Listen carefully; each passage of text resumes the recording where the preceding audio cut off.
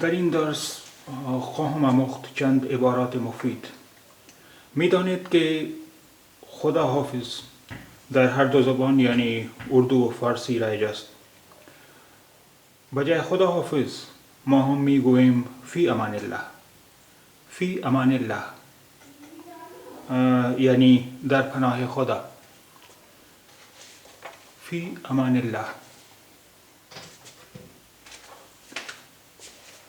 تلفظ این در اردو است فی امان الله. فی امان الله یعنی در پناه خدا.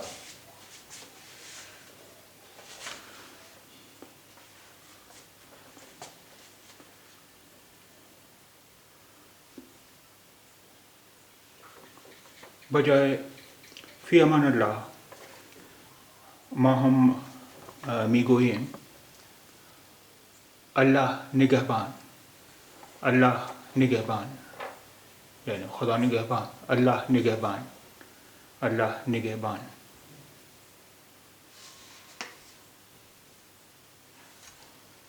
الله نگهبان. فی امان الله. الله نگهبان.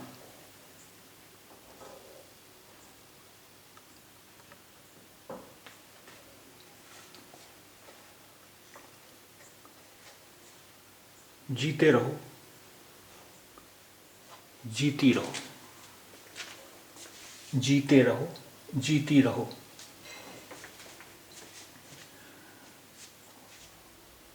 گاهی در پاسخ به سلام ما میگوییم جیتے رہو به یک مرد و جیتی رہو به یک زن.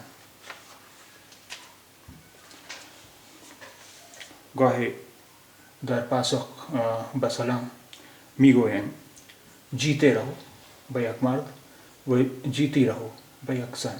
جیتے رہو. جیتی رہو. جیتے رہو. جیتی رہو. معنی این است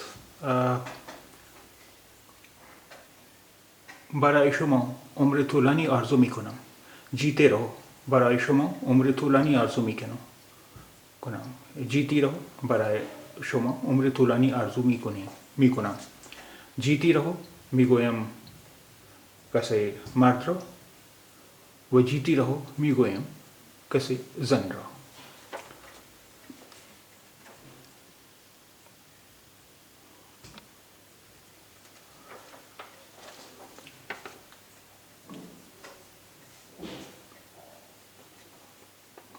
گاهی در پاسخ به سلام ما میگوییم خوش رهو یعنی خوشحال باش.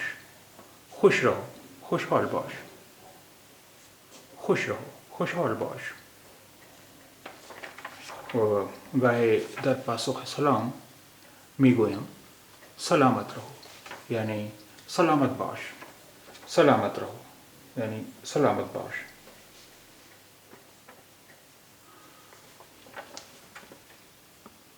آپ کا اسم شریف. آپ کا اسم شریف یعنی نام شما چیست؟ در زبان نجیب گاهی میپرسیم اسم شریف یعنی آپ کا نام. بجائے آپ کا نام میپرسیم اسم شریف. اسم شریف یعنی نام شما چیست؟ نام شما چیست؟ اسم شریف. آپ کا اسم شریف نام شما چیست؟ آپ کا اسم شریف نام شما چیست؟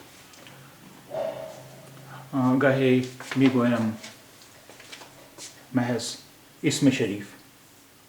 اسم شریف. اسم شریف یا آپ کا اسم شریف.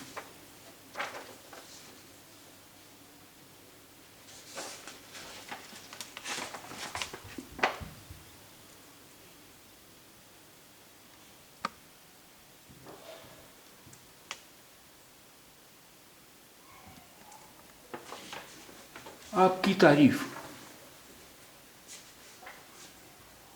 آپ کی تعریف. برای پرسیدن نام کسی ما همچنین بگوییم آپ کی تعریف یعنی معرفی شما لطفاً. آپ کی تعریف. یعنی معرفی شما لطفاً یعنی اسم شما چیست؟ آپ کی تعریف. مجھے نہال کہتے ہیں. من نہالم. مجھے نہال کہتے ہیں. من نہالم. مجھے نهال کہتے ہیں. من نهالم. لغوی معنی این جمله است من را نهال صدا می کنند. مجھے نهال کہتے ہیں یعنی من نهالم. لغوی معنی این جمله است من را نهال صدا می کنند.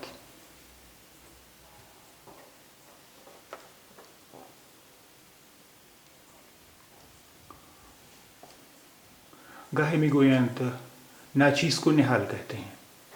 یعنی من نهالم ناچیز کو نهال کہتے ہیں.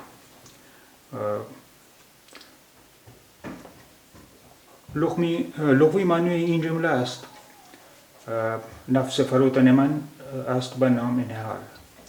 لغوی معنی این جمله است نفس فروتن من است و نام نهال. یعنی ناچیز کو نهال کہتے ہیں. ناچیز کو نهال کہتے ہیں یعنی نفس فروتن من است و نام نهال. ناچیز کو نهال کہتے ہیں یعنی من نهالم. مزاج بخیر. مزاج بخیر یعنی مزاج بخیر. شما چطورید؟ مزاج بخیر. شما چطورید؟ یعنی مزاج بخیر. آپ کی دعا ہے یعنی من خوبم. آپ کی دعا ہے یعنی من خوبم. آپ کی دعا ہے. آپ کی دعا ہے من خوبم. لغوی معنی این جمله یعنی آپ کی دعا ہے. لغوی معنی این جمله است من دعای شما دارم. آپ کی دعا ہے. لغوی معنی این جمله است دعای شما را دارم. آپ کی دعا ہے یعنی من خوبم.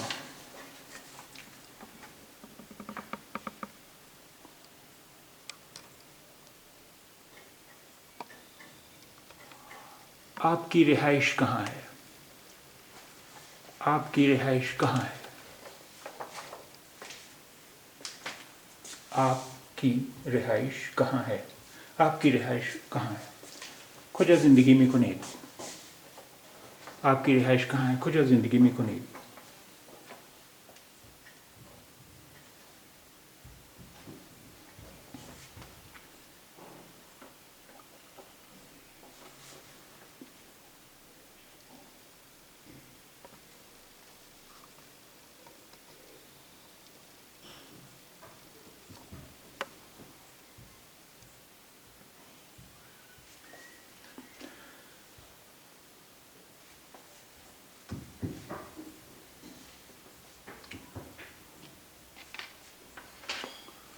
بجائے آپ کی رہائش کہاں ہے گاہے میگویم آپ کا دولت خانہ کہاں ہے؟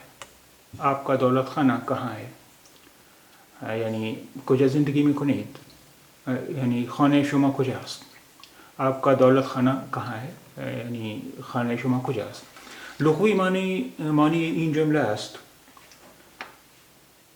خانه ثروت شما کجاست؟ خانه ثروت شما کجاست؟ دولت خانہ یعنی خانه ثروت. آپ کا دولت خانہ کہاں ہے؟ خانه ثروت شما کجاست؟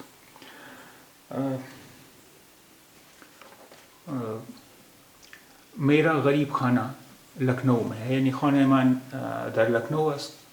لکھنؤ نام یک شهر است. میرا غریب خانہ لکھنؤ میں ہے. نام من خانه من در لکھنؤ است. جو لغوی معنی غریب خانہ است خانه فروتن. میرا غریب خانہ لکھنؤ میں ہے یعنی غریب خانه فروتن من در لکھنؤ است. در زبان نجیب خانه خود را میگویم دا غریب خانه. خانه خود را میگویم غریب خانه یعنی میرا غریب خانه یعنی خانه فروتن من. و خانه کسی را میگویند دولت خانه، یعنی خانه ثروت. آپ کا دولت خانہ کہاں ہے؟ یعنی خانه ثروت شما کجاست؟ خانه ثروت شما کجاست؟ خانه خود را میگویم غریب خانه. غریب خانه. و خانه کسی دیگر را میگویند دولت خانه. دولت خانه رو هم میگویم دولت کده. آپ کا دولت خانہ کہاں ہے یا آپ کا دولت کدہ کہاں ہے؟ آپ کا دولت خانہ کہاں ہے یا آپ کا دولت کدہ کہاں ہے؟ یعنی خانه ثروت شما کجاست؟ میرا غریب خانہ لکھنؤ میں ہے. یعنی خانه فرودان من در لکھنؤ است. یعنی من در لکھنؤ زندگی میکنم.